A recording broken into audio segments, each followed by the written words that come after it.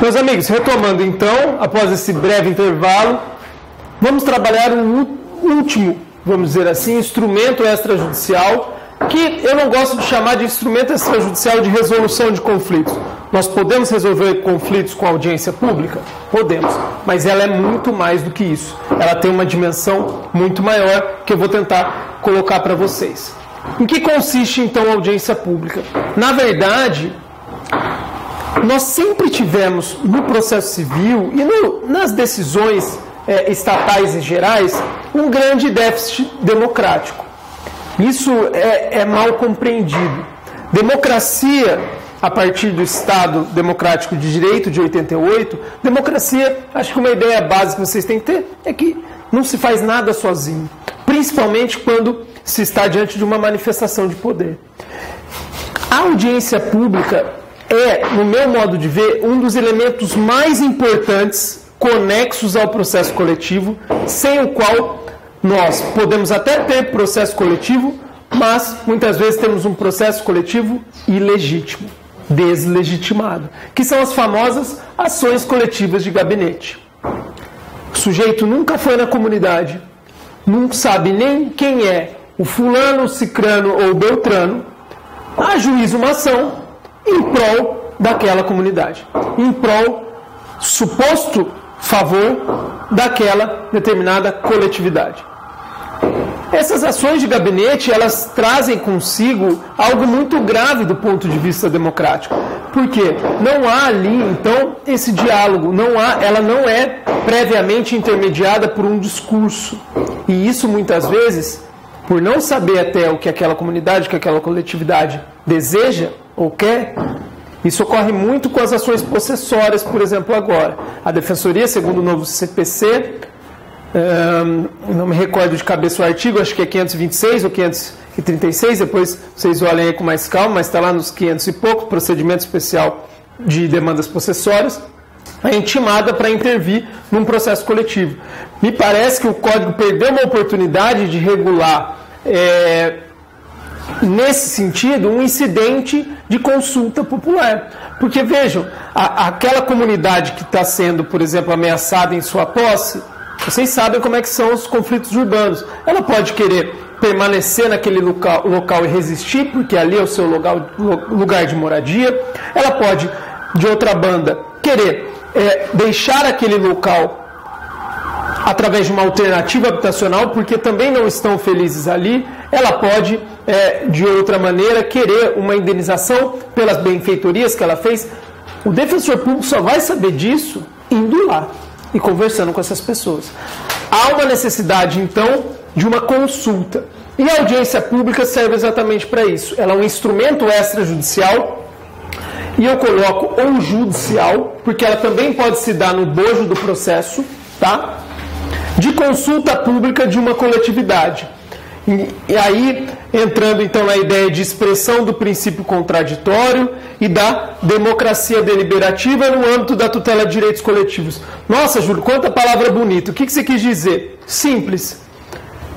A audiência pública, ela vem corrigir o déficit de contraditório. Se você ajuiza uma demanda contra João, ele vai ser cientificado dessa demanda, vai poder reagir a essa demanda e vai poder influenciar a decisão judicial através dos seus argumentos em uma contestação, correto? O que eu trouxe aqui? Os 3 elementos do princípio contraditório: conhecimento, participação, influência. É um trinômio. Hoje é isso que compõe o contraditório segundo o nosso Código de Processo Civil. Pois bem, como fazer isso no processo coletivo?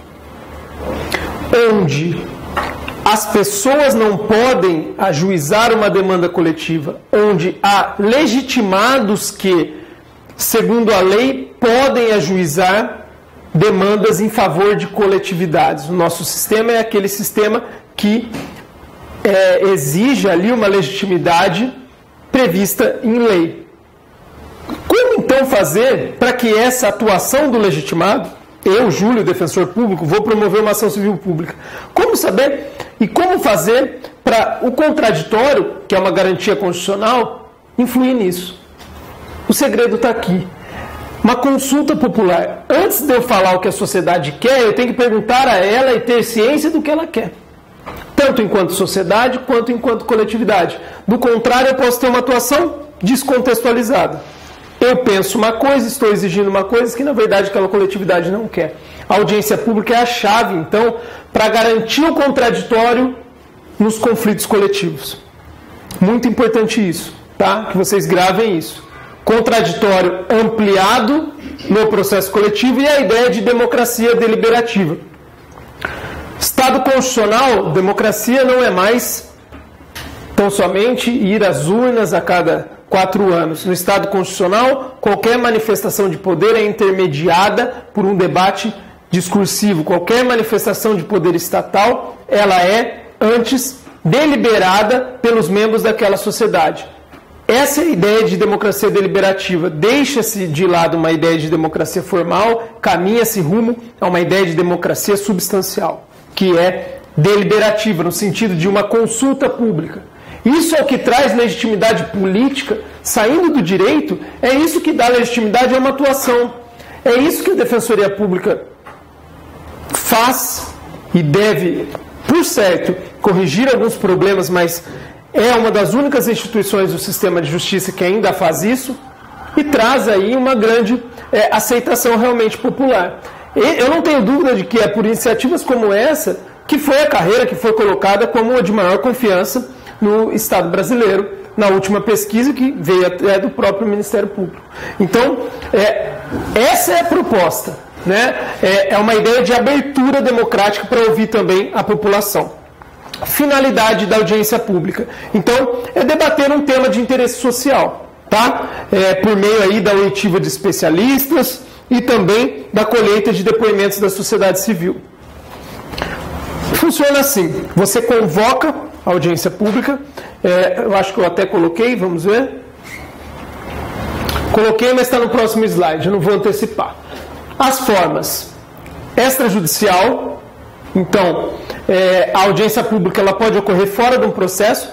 Naquelas etapas que eu falei para vocês colocam uma recomendação, propuseram um TAC, talvez seja até ideal fazê-la antes do TAC, para já observar o que aquela coletividade quer e depois tentar vincular o administrador a um TAC. Então você pode fazer ela fora de um processo. Um exemplo que eu trouxe aqui é a audiência pública no processo de licenciamento ambiental. Anotem isso aqui para vocês olharem depois. Essa é uma resolução, a 01 de 86 e a 09 de 87 do CONAMA. É uma resolução bem curtinha desse órgão aí responsável deliberativamente pelo direito ambiental, digamos assim, a estrutura de Estado brasileira, que prevê uma audiência pública com alguns requisitos. Por exemplo, tem que ser convocado por mais de 50 pessoas. Tem lá alguns requisitos já formais, já deliberados antes do licenciamento. Então esse é um exemplo na nossa legislação de uma audiência pública que é exigida por lei, tá? É super curtinho, eu recomendo realmente para vocês terem, porque se cair, por exemplo, numa prova, você bater o olho, você já lembra dessa audiência pública e dos seus requisitos. E ela também pode se dar no âmbito do processo judicial. O que eu trago aqui como exemplo? No caso de microsistema de resolução de demandas repetitivas. Nossa, que nó, mão. Não sei se vocês já tiveram aqui litigância repetitiva. Basicamente, conflitos que são seriais, ou seja, conflitos que são repetitivos. Vou dar um exemplo. A incidência ou não de uma alíquota, por exemplo, de um imposto sobre uma determinada taxa aí de energia. Incide ou não esse imposto lá para cobrar, por exemplo, R$3. É a mesma demanda, por mais que teve um caso aqui, por exemplo, das empresas de telefonia, né, que tinham embutido uma alíquota, enfim, até um imposto que vinha embutido, digamos assim, uma contribuição que estava ali, e que foi discutido durante anos no judiciário. Milhares de ações. Veja, não faz sentido julgar isso, cada lugar julgar de uma maneira. Hoje, no novo CPC, pensou-se em cima dessas demandas repetitivas, que faz parte daquela ideia que nós tivemos no início. Quer dizer algo sobre o conflito? Permita que o conflito lhe diga algo primeiro. Analise as circunstâncias do conflito, um conflito repetitivo. De que maneira vamos julgar isso? Geralmente, a técnica utilizada nesses conflitos seriais, você, a partir de um processo, pinça a questão de direito que está sendo discutida, e eu não falo pensar de maneira jocosa, falo porque a técnica se chama técnica de pinçamento. Você pinça de uma demanda, 1 ou 2 ou 3 ali recursos, paradigmas, vamos dizer assim, julga essa questão jurídica e depois replica essa decisão para todos os outros processos. Isso está em 2 instrumentos do novo Código de Processo Civil. Recursos especiais extraordinários repetitivos, salvo engano 1032 por aí, 1038, mas os recursos estão lá no 1032, e no IRDR, que é o incidente de resolução de demandas repetitivas. Fiquem espertos com isso, novidades do novo CPC. E o que tem a ver que estamos falando aqui, que é possível que haja, então, audiência pública. O novo CPC prevê audiência pública judicial. Ou seja, senhor juiz, o senhor quer ter legitimidade para decidir uma questão que vai valer para 1 milhão, né, dentro de uma corte ali, o senhor antes convoque uma audiência pública e veja o que a sociedade tem a dizer a respeito daquilo. Se quer ou não que incida uma taxa. E aqui em off, não tão em off porque estamos filmando, mas em off, administrador, todo aquele que manifesta o poder tem horror de audiência pública. Até em algumas audiências públicas lá em São José, sofri retaliações de classe que não queriam que determinados temas fossem debatidos. Nós ainda somos um país extremamente frágil em termos de democracia. Existem temas que são tabus, incomodam algumas classes, inúmeros: gênero, raça, violência institucional, violência policial, direitos humanos. Todos esses temas não há uma vontade sequer que sejam debatidos pelas estruturas de poder. Então, a audiência pública é algo muito forte. Eu acredito muito em audiência pública, porque de lá você extrai a vontade popular, você dá a chance do povo ir lá e dizer ao administrador o que ele está pensando daquela política pública, daquela conduta e etc. Então, é algo realmente que traz aí, como eu falei, uma legitimidade democrática muito grande. As fases, que é o que eu ia falar anteriormente. Como que funciona? Não há uma regulamentação exata da audiência pública, salvo engano, em termos de defensoria pública.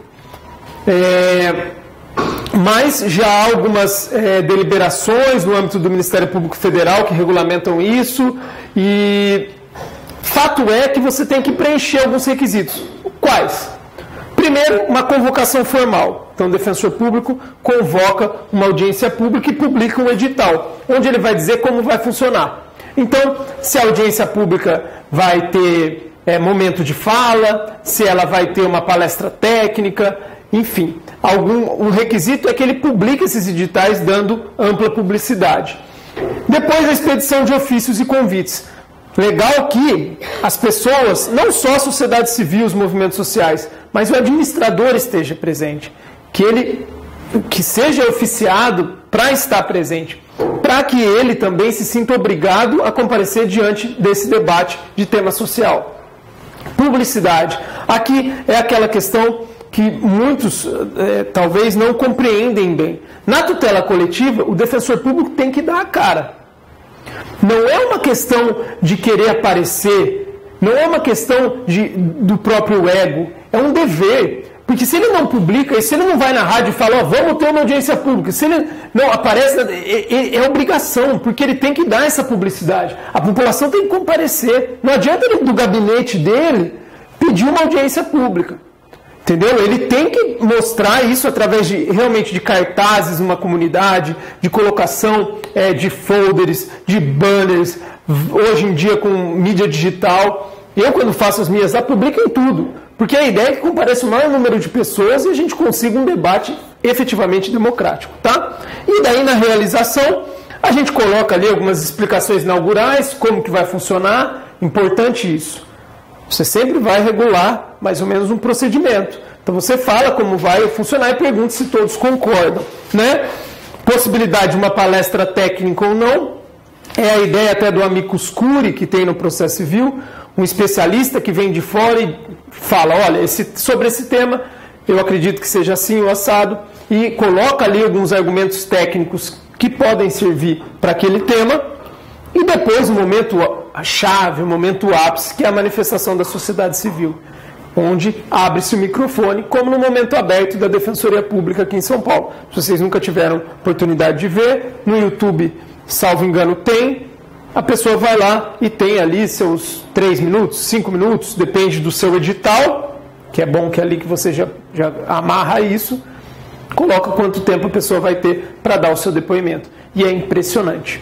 Assim, a partir dos depoimentos colhidos em audiência pública, ano passado nós fizemos 3 audiências públicas, né?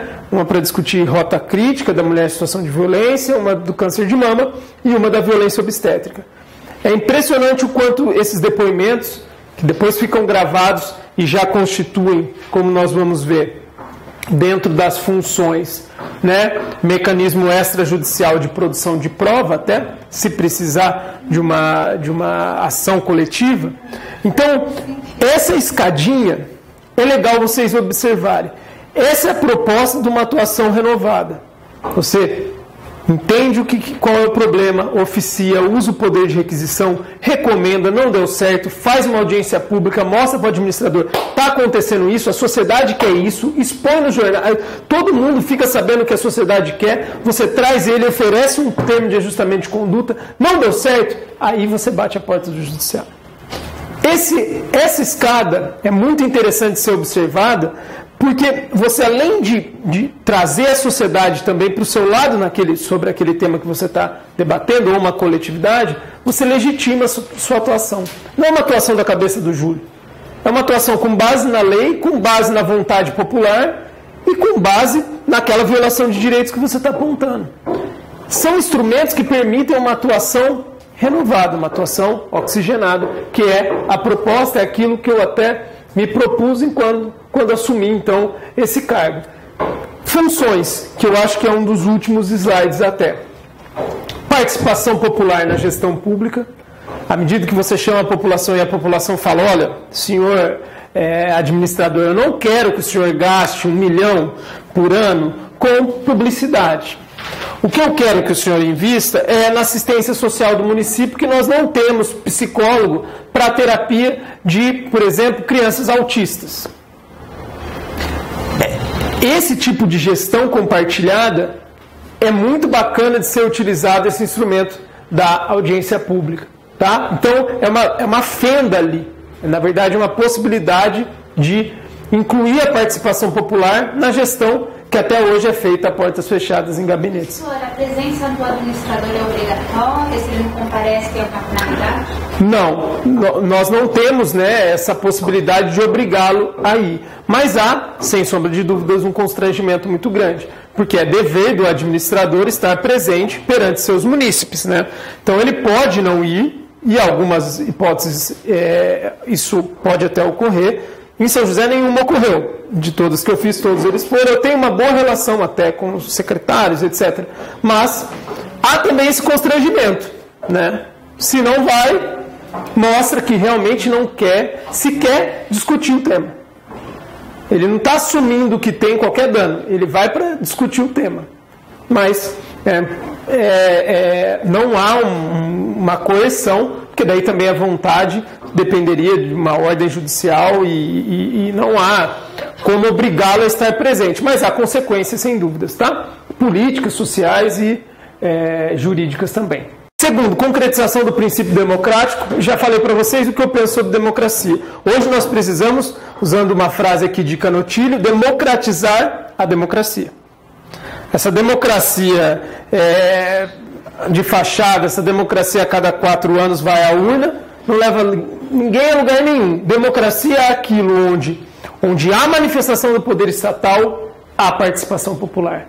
Há um discurso racional por trás daquilo. Há o povo dizendo qual o rumo tomar. Isso é muito importante em toda a manifestação de poder estatal, o que não retira, por óbvio, a decisão judicial. Tá? Transparência dos atos do Estado, se o administrador é coerente, ele vai na audiência pública e expõe os problemas também do ponto de vista da administração, o debate sai do raso. É impressionante. Porque a partir das dificuldades do administrador, como por exemplo orçamento, olha, eu ganho isso e invisto nisso. Como vamos fazer para chegar nisso? E a população debatendo isso é muito transformativo. Você vai aparando algumas arestas, vai abrindo as caixas pretas e começa realmente um processo democrático. A transparência dos atos, mecanismo de produção de provas, como eu falei, as audiências lá eu gravei todas, até trouxe uma aqui para depois mostrar, e daí é um instrumento negocial. Quando eu sento à mesa com o administrador, eu fico ali do lado, né? Vai lembrar que está ali todos os depoimentos e etc. Institucionalizar o discurso público em torno de questões sociais, que é, na verdade, aquele meio que eu falei para vocês, de trazer o público para debater temas sociais. Nós temos de parar com essa ideia de que temas como, falamos aqui, temas como racismo, violência contra a mulher, a situação das pessoas moradoras de rua, que são temas cada um da sua classe, não é? Quem vai discutir gênero são as feministas, quem vai discutir orientação sexual é o movimento LGBTI, quem vai discutir raça é o movimento negro. Respeito muito a questão da representatividade, mas nós precisamos trazer esse ambiente para essa discussão para a esfera pública. É um debate de todos. Nós temos que trazer, porque senão ele vai ficar escondido, ele vai permanecer onde ele está. Óbvio que esse tema tem que ser trazido, sim, pelas pessoas componentes de cada um desses grupos. Agora, eles são temas sociais, nós temos que colocar ele à mesa e debatê-los, senão a gente não avança. Pelo menos essa perspectiva que eu tenho, tá? E, por fim, conferir legitimidade e políticas às decisões estatais. Legitimidade, porque quando a gente fala de legitimidade, nós estamos falando de um procedimento de decisão que alcança ali um discurso mediatizado, ou seja, um discurso que foi submetido a público a partir do princípio democrático. Então, nós temos, em torno dessa decisão política do administrador, ela muda de cena quando a gente passa de uma ideia fechada de um gabinete para uma decisão que foi mediatizada, ou seja, houve uma mediação entre a decisão política do administrador e o resultado final pós-debate em audiência pública, pós-debate público e social. Então, esse é um tema que me parece muito interessante. E aqui temos, então, tarefa. Vocês acharam, né, que não teriam nada para fazer no final de semana? Domingão, acabou o Faustão, não é? Vocês vão pegar e fazer um termo de ajustamento de conduta. Vou aproveitar que estarei aqui na próxima aula. Não vou conseguir fazer isso com todos que estão me assistindo, os privilegiados estão aqui. Faço muito isso nos outros cursinhos até que eu trabalho. Gostaria que vocês fizessem, quem puder, por óbvio, não é obrigado, não vai ter sanção, mas tentassem reproduzir o que a gente aprendeu aqui hoje, né? Qual é o problema prático? No município de Pirapozinho, esse município existe, é perto de Presidente Prudente, o defensor público recebe a comunicação de que o SUS local não vem respeitando o direito de gestantes indicarem um acompanhante no momento do parto. Já dei até um spoiler aqui, agora fui jovem, um spoiler no momento do parto. E na qualidade de defensor público, vocês vão promover para mim a medida extrajudicial adequada. Vocês escolhem o que vocês vão fazer, pensem aí em todos os instrumentos que nós passamos, né? Temos aí, tanto desde um poder de requisição, podemos já avançar um pouco mais para uma recomendação e podemos também pensar aí num termo de ajustamento de conduta, que eu acho que dentre esses instrumentos extrajudiciais seria o mais completo. Arrisquem, façam, vou na aula que vem recolher e depois mando aí a correção individualizada para vocês, tá? Vou colocar isso, acho que legal, até para vocês saírem do plano teórico, entendeu? Vamos entrar um pouco no plano prático, porque senão não adianta nada, tá? E agora, vamos lá para o nosso sorteio, não é? Eu trouxe aqui um livro o meu livro, eu não vou fazer, né, a propaganda, né, o meu livro de prática civil para a Defensoria Pública, lançado recentemente, muito legal. E eu trouxe um aqui para sorteio, da editora SEI, trouxe um para sortear para vocês. Vamos lá? Deixa eu ver aqui, será que tem legitimidade democrática nesse sorteio? Vamos ver. Ó, não estou olhando, hein? Peguei um aqui.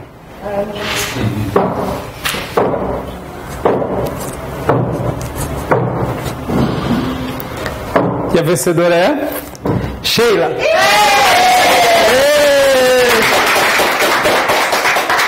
Parabéns, Sheila. Obrigada.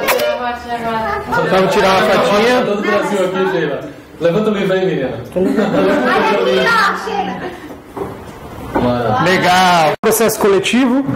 Quis dar essa aula específica de métodos extrajudiciais. Acho que processo coletivo hoje a gente começa por aqui. Depois vê o que é processo. Primeiro isso. É isso que hoje é a ideia do defensor público. Gravem isso. Tenham isso com vocês. A proposta é sempre antecipar, prevenir. Vá ao judiciário em último caso. Isso, no caso do defensor público, é um dever. Não vamos esquecer disso. É uma atuação renovada, uma atuação constitucional, oxigenada. Não sejam profissionais do passado. Não é? Já são defensores públicos, como eu falei, mas sejam defensores públicos do seu tempo. Defensores públicos do presente.